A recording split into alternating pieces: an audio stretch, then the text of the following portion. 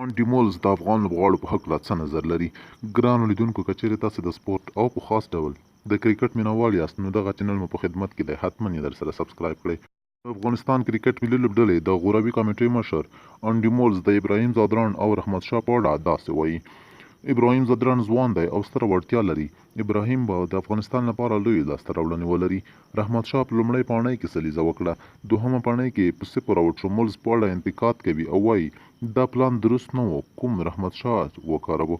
موږ هغه ته دا پلان ورکړی و چې په حوصله ولوبېږي او ودرېږي، خو هغه زموږ پلان تعقیب نه کړ، په خپل شخصي پلان مخته ولاړ او نتیجه یې دوهمه پاڼۍ کې منفي وه. د افغانستان سپینرانو په اړه د مولز څرګندونې: دی وایي افغانستان ډېر سپینران لري. راشد خان لومړی دی، ورسره وروسته محمد نبي ملاتړی دی، خو هغه له ټیسټ لوبو استعفا وکړه. اوس ظاهر خان او قیس احمد دي. دا مولز په خبره دوی له محمد نبي وروسته پیاوړي اف بریک بالر ته اړتیا لري ترڅو د هغه تشه ډکه کړي. ظاهر خان خورا اغیزناک دی خو لږ کار ته اړتیا لري.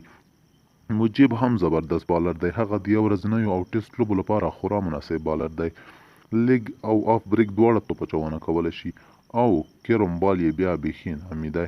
د انډي مولز راتلونکي پلانونه: مولز وایي ما په نیوزیلینډ، سکاټلینډ، کینیا او نړۍ په هر ځای کې د روزنې دنده ترسره کړې، کافي تجربه لرم، نو حالت ته په کاتو به لوبډلې جوړیږي او پلان به ورکول کیږي.